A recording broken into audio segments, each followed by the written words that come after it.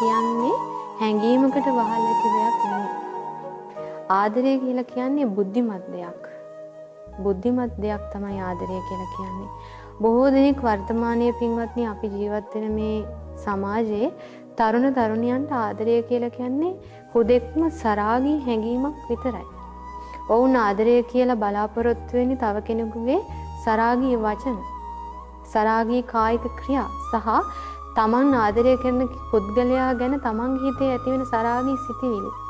ඒ වගේ රාගික සිතිවිලි ඇති වෙනව නම් ඒක තමයි ආදරය කියලා බොහෝ දෙනෙක් හිතන්නේ.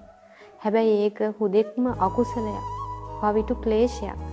ආදරය කියලා කියන්නේ රාගය නෙමෙයි. ආදරය කියලා කියන්නේ ගුණධර්ම සමුදායක්. ආදරය කියන තනි වචනය තුළ පින්වත්නි තියෙනවා ගුණ බොහෝමයක්.